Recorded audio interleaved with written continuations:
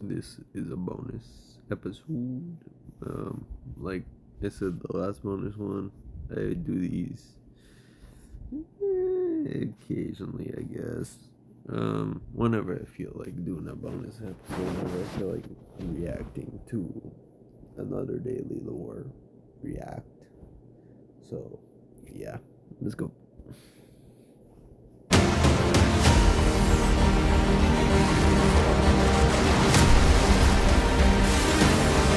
My in-laws moved in temporarily and took over our home. Ugh.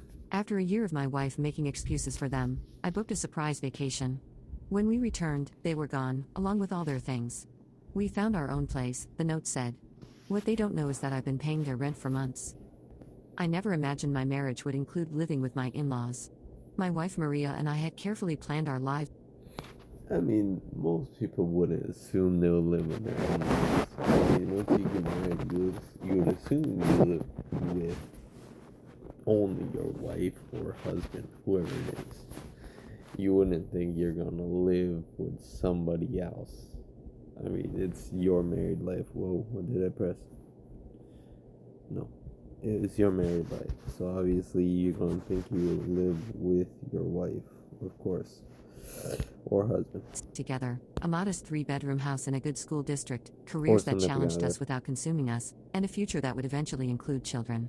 We'd been married for 4 years and were finally reaching that comfortable stability where starting a family felt right.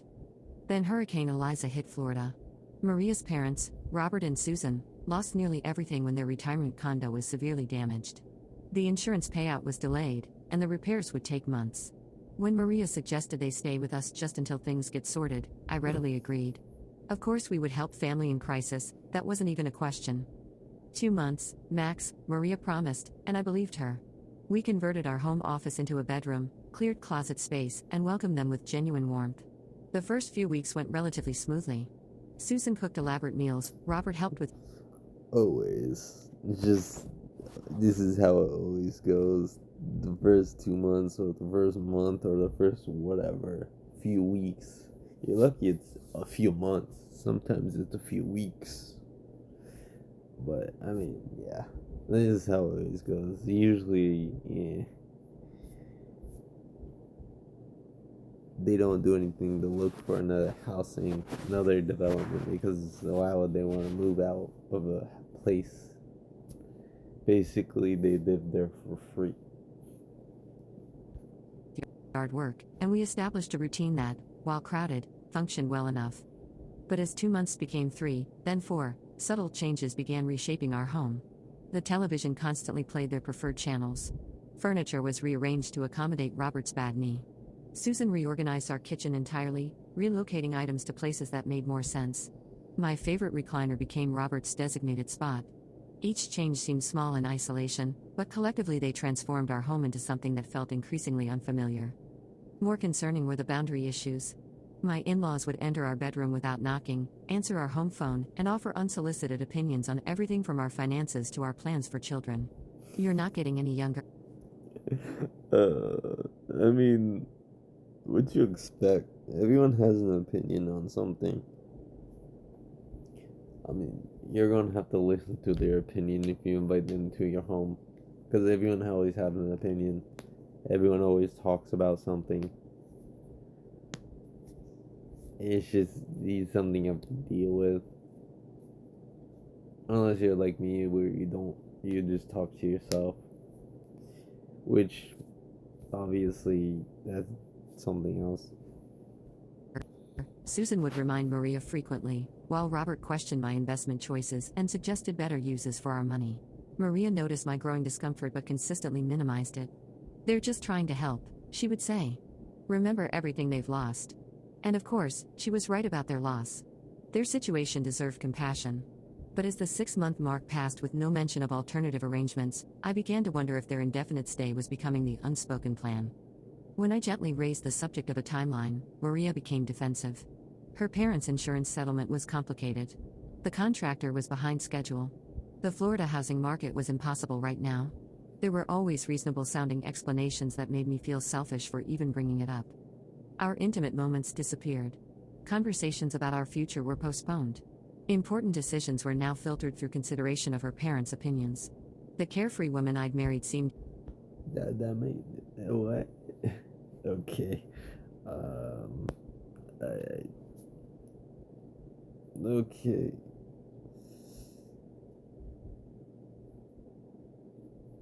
Mm, I don't understand. I don't get it. I'm assuming she's reverting. I guess she's they are reverting back to being a kid or something. I don't know. They want their parents' opinion on everything, which you that's fine with. But I mean, for a decision on your life is it's not really depending on the okay. It depends on the topic. Honestly, it fully depends on the topic and the situation that you should get the opinion on. Certain things I personally wouldn't really necessarily say needs your opinion on something. Um, if it's between two people, then it's between two people. I don't think necessarily more people need to have an opinion on it, like having a baby or whatever. That is not a discussion for more than the two people that are having the baby. That does not need to be a family discussion at all, period. I mean, that just doesn't make any sense. Yeah. increasingly anxious about pleasing everyone, particularly her father, whose approval had always mattered deeply to her. The breaking point came at the 1 year mark. I'd planned a special anniversary dinner, reservations at the restaurant where we'd had our first date, only to discover that Susan had invited extended family over for a potluck that same evening. When I expressed disappointment privately to Maria, she seemed genuinely confused about why I was upset. "We can celebrate another night," she said, as if our anniversary were a flexible appointment rather than a meet. uh, honestly, I mean, if this is not reversed, like if this story is not reversed where the boy is a girl is a boy, and all the people in the story are switched as well, then obviously this is just the other side. Some girls actually don't care about, or they don't care exactly what day you celebrate your anniversary. If it's not, then it's the guy. Then it makes more sense. A lot of guys, I wouldn't. I'm not. I don't know 100%. I'm not sure, but most guys wouldn't really. They wouldn't mind you're celebrating on a different day. I mean, even if it's not your anniversary, they wouldn't mind celebrating on a different day. I mean, any day with the person they like or they love is a good day, obviously. Full date. That night, watching our home filled with Maria's relatives, many of whom I barely knew, I realized something had to change. Our marriage was drowning under the weight of these additional relationships, and Maria couldn't, or wouldn't, see it. After everyone left, I tried once. uh, Obviously, if you want to save your relationship, sometimes you are the only person that can do it. I mean, you might talk to your significant other, and obviously, you could tell they want to be in a relationship with you, but it's hard for them to actually, I don't know, either, whatever scenario is, it's just hard for them. They want to be in a relationship with you. It's just hard for them to do whatever. So in that scenario, you have to put your foot down and actually take charge in the relationship and actually save it, quote unquote, save it. And then I feel like this is what they did. They did, or he did, whoever did. More to discuss the situation, but Maria shut down completely. They have nowhere else to go, she said with finality. This is what family does. But was it? My own parents, who lived across the country, would never impose this way. They valued our independence and respected our boundaries. The contrast was striking and increasingly problematic. The next morning, I made a decision. If direct communication wasn't working, perhaps a different approach would help Maria recognize what we were losing. I requested time off work, booked a beachfront cottage 3 hours away, and arranged for a house sitter, a college student who was happy to earn extra money while studying in our guest room. When I presented Maria with the surprise getaway, her initial reaction was resistance. What about her parents? Who would cook for them? What if they needed something? I explained that at ages They're what? How old are they? As they're gonna tell us, but that makes no sense. What if they needed something?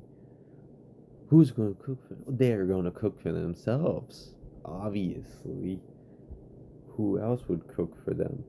They lived by themselves for all this time. Why wouldn't they cook for themselves?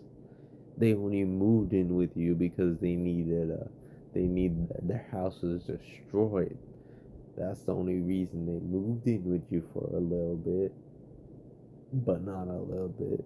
So it's not like they're not actually old to the point they actually need help.